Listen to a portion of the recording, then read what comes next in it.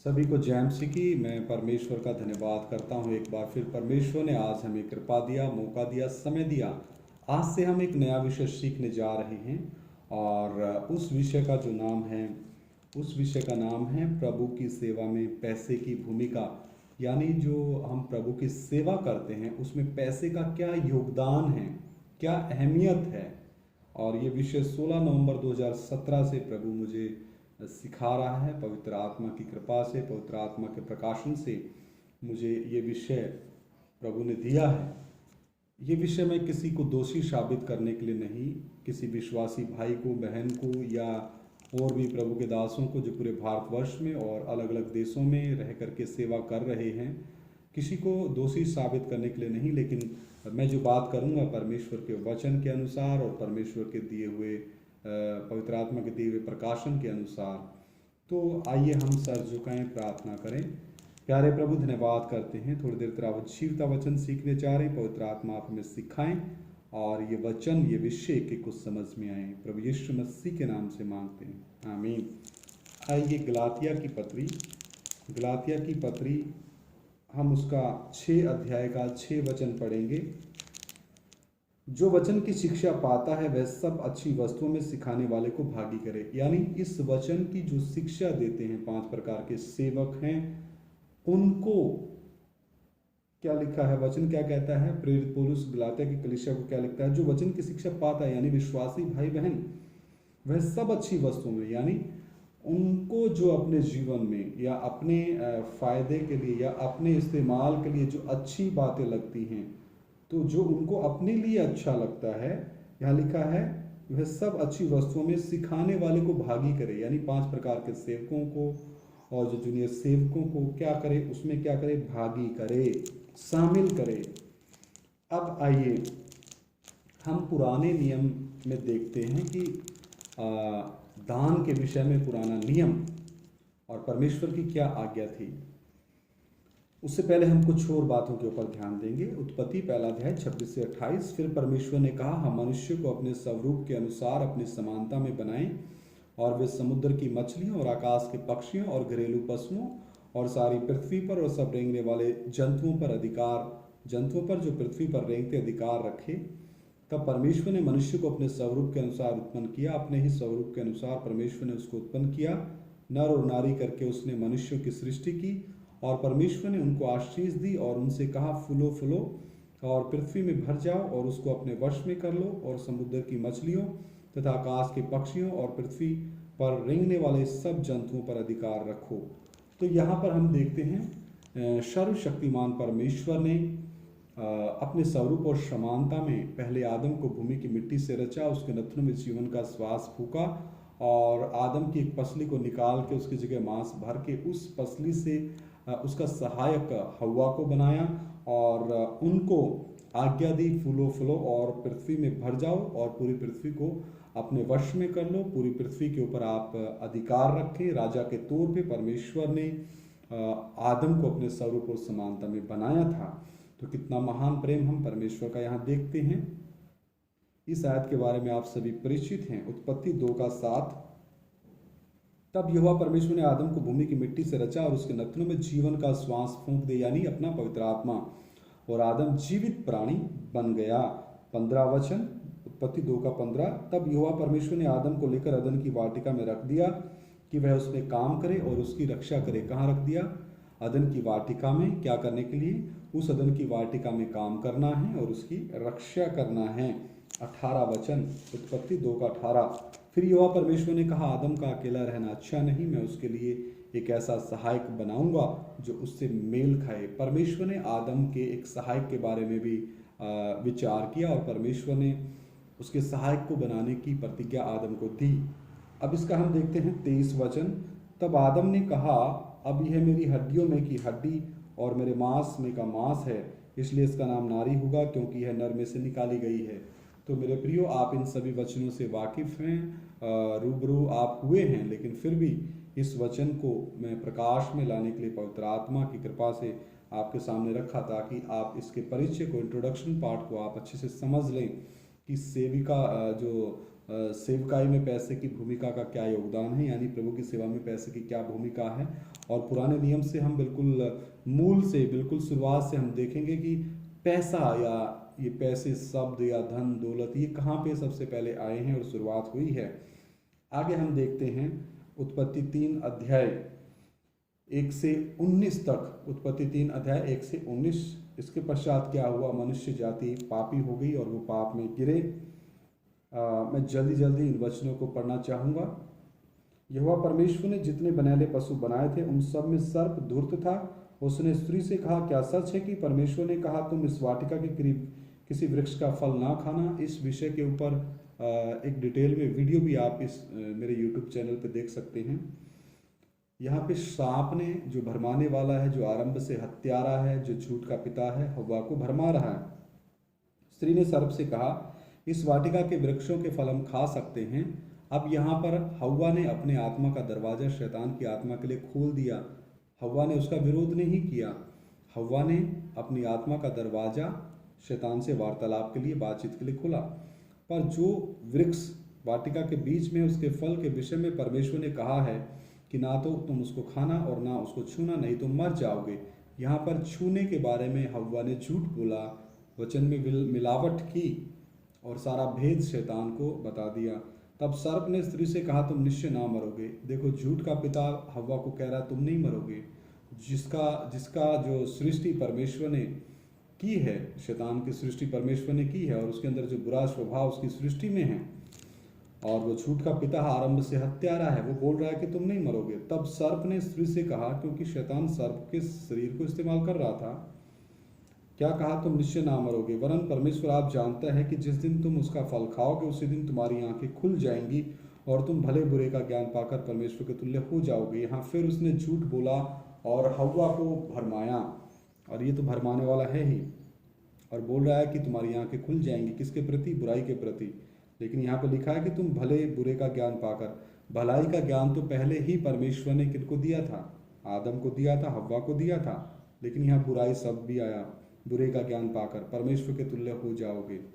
कितना भरमाने वाला, कितना झूठ बोलने वाला शैतान यहाँ पर हव्वा को भरमा रहा है। अतः जब स्त्री ने देखा कि उस वृक्ष का फल खाने के लिए अच्छा और देखने में मन भाव और बुद्धि देने के लिए चाहने योग्य भी है, तब उसने उसमें से तोड़कर खाया और अपने पति को भी दिया, उसने भी खाया। तो यहाँ पर जब हव्वा के प्राण के अंदर जो मन, इच्छा, भावना है, हव्वा का मन उस फल के ऊपर लगा। कब लगा? जब हव्वा की आत्मा पहले ही शैतान की आत्मा के लिए उसका दरवाज़ा खुल गया था। दोनों, हव्वा की आत्मा, शैतान की आत्मा की आत्मिक संभोग हुआ, स्पिरिचुअल इंटरकोर्स हुआ। तो उससे क्या उत्पन्न हुआ? उससे उत्पन्न हुआ खुदी, शारीरिकता, फ्लैश, मैं और मेरा। अब उस फ्लैश ने इसको क्या किया? इसको उकसाया, यानी इसकी उस वृक्ष का फल खाने के लिए इसको अच्छा लगा और उसको देखने में भी मन भाव लगा और बुद्धि देने के लिए चाहने योग्य भी लगा, क्योंकि अब शैतान का पुत्र शारीरिकता खुद ही उसके प्राण के अंदर जन्म ले चुका था और उसने ही इसको उकसाया, उसने ही इसकी इच्छा को बढ़ाया और उसने तब तोड़ करके खाया और अपने पति को भी दिया और उसने भी खाया। अब उसके पति आदम ने भी कोई विरोध नहीं किया, कोई सवाल पूछा नहीं। मैं पहले ही कह चुका हूँ, इसके बारे में डिटेल में अलग से वीडियो है, आप उसको भी देख सकते हैं। तब दोनों की आंखें खुल गई, उनको मालूम हुआ कि वे नंगे हैं, इसलिए उन्होंने अंजीर के पत्ते जोड़ जोड़ कर लंगोट बना लिए। परमेश्वर का स्वरूप और समानता हट गया और परमेश्वर की महिमा का वस्त्र हट गया।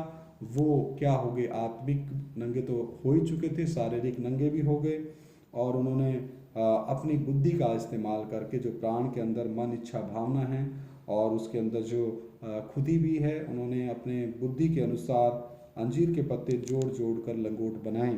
तब यहोवा परमेश्वर जो दिन के ठंडे समय वाटिका में फिरता था, उसका शब्द उनको सुनाई दिया। तब आदम और उसकी पत्नी वाटिका के वृक्षों के बीच यहोवा परमेश्वर से छिप गए। यानी पाप करने के बाद जब उनके अंदर पाप आया, मौत आई और उसके बाद बुराई के प्रति उनकी आंखें खुल गई, तो वो छिप गए। यानी उनको डर था परमेश्वर के सामने हम अब किस मुंह से जाएं। तब यहोवा परमेश्वर ने पुकार कर आदम से पूछा, तू कहाँ है? वो आदम कहाँ है जो मेरी उपस्थिति में रहता था। उसने कहा, मैं तेरा शब्द बारी में सुनकर डर गया। पाप करने के बाद उसके जीवन में डर आ गया, क्योंकि मैं नंगा था इसलिए छिप गया। वो आत्मिक नंगा भी हो गया और शारीरिक नंगा भी हो गया, इसलिए छिप गया। उसने कहा, किसने तुझे बताया कि तू नंगा है? परमेश्वर ने पूछा, किसने? परमेश्वर तो सर्वज्ञानी, लेकिन वो आदम के मुंह से निकलवाना चाहता है कि तू बता, किसने तुझे बताया तू नंगा है? जिस वृक्ष का फल खाने को मैंने तुझे मना किया था, क्या तूने उसका फल खाया? बिल्कुल, वो तो खा चुके थे। आदम ने कहा, जिस स्त्री को तूने मेरे संग रहने को दिया है, उसी ने उस वृक्ष का फल मुझे दिया और मैंने खाया। अब परमेश्वर ने तो सहायक के तौर पे हव्वा को आदम को दिया, लेकिन अब आदम, जो पापी आदम, पापी मनुष्य अपने सृजनहार परमेश्वर को, सृष्टिकर्ता परमेश्वर को दोष लगा रहा है। जिस स्त्री को तूने मेरे साथ रहने के लिए दिया, उसी ने मुझे खिलाया। कितनी हिम्मत पापी मनुष्य की यहाँ पे बढ़ गई। वैसे मैं नहीं खाता। तब यहोवा परमेश्वर ने स्त्री से कहा, तूने यह क्या किया? स्त्री ने कहा, सर्प ने मुझे बहका दिया, तब मैंने खाया। अब स्त्री आगे दोष लगा रही, किसके ऊपर? सांप के ऊपर। तब यहोवा परमेश्वर ने सर्प से कहा, तूने जो यह किया है, इसलिए तू सब घरेलू पशुओं और सब बनेले पशुओं से अधिक श्रापित है। तू पेट के बल चला करेगा और जीवन भर मिट्टी चाटता रहेगा। यहाँ फिर सांप को श्राप मिला। और मैं तेरे यानी इस शैतान के वंश और इस स्त्री के बीच में, और तेरे वंश यानी शैतान का वंश और इस स्त्री के वंश के बीच में बैर उत्पन्न करूंगा। वह तेरे सिर को कुचल डालेगा और तू उसकी एड़ी को डसेगा। यहाँ पर परमेश्वर ने पापी मनुष्य जाति को, आदम वंशियों को, उनके पापों और श्रापों से छुटकारा देने के लिए एक प्रतिज्ञा दिया, वायदा दिया कि स्त्री का वंश आएगा और हे शैतान, वो तेरे सिर को कुचलेगा और तू उसकी एड़ी को डसेगा। वो प्रभु यीशु मसीह है। आगे वचन लिखा है, फिर स्त्री से उसने कहा, यानी परमेश्वर ने कहा, मैं तेरी पीड़ा और तेरे गर्भवती होने के दुख को बहुत बढ़ाऊंगा।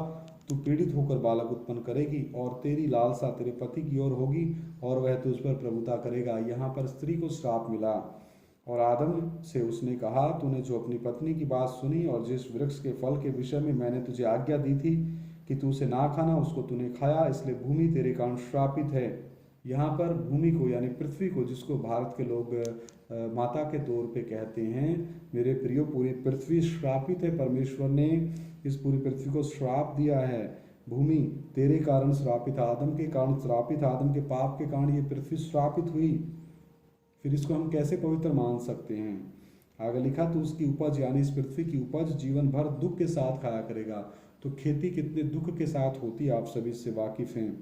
और वह तेरे लिए यानी पृथ्वी तेरे लिए, जमीन तेरे लिए कांटे और ऊंट कटारे उगाएगी और तू खेत की उपज खाएगा और अपने माथे के पसीने की रोटी खाया करेगा और अंत में मिट्टी में मिल जाएगा, क्योंकि तू उसी में से निकाला गया है।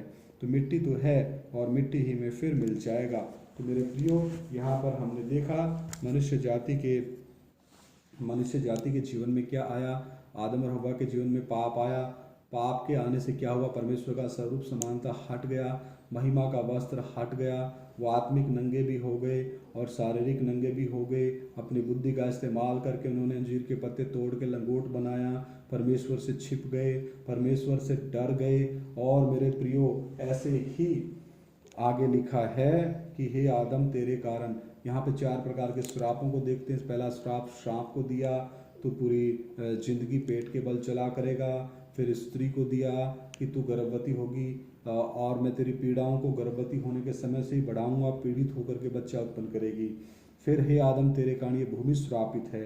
फिर आगे आदम को भी श्राप दिया, हे आदम, तो अपने माथे के पसीने की रोटी खाया करेगा, है ना।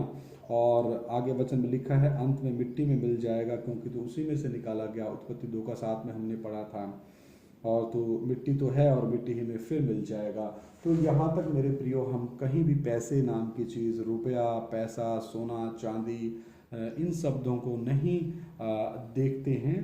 और इसका 23 वचन भी मैं पढ़ता हूँ, उत्पत्ति 3:23। इसलिए यहोवा परमेश्वर ने उसको यानी आदम और हव्वा को अदन की वाटिका में से निकाल दिया कि वह उस भूमि पर खेती करे जिसमें से वह बनाया गया था। तो यहाँ पर अदन की वाटिका से आदम और हव्वा को निकाल दिया। कितने उम्मीदों के साथ सर्वशक्तिमान परमेश्वर ने आदम और हव्वा को अदन की वाटिका में रखा था। कि यस, ये इसमें काम करेंगे और इसकी रक्षा करेंगे और फूलेंगे फलेंगे और पूरी पृथ्वी को अपने वश में कर लेंगे। लेकिन उस लक्ष्य से वो भटक गए, उस उद्देश्य से वो भटक गए और वो शैतान के भरमाने में आ गए और उसकी झूठ के वो शिकार हुए और शैतान की युक्तियों के वो शिकार हुए। और इसकी शुरुआत की आदम की पत्नी हव्वा ने।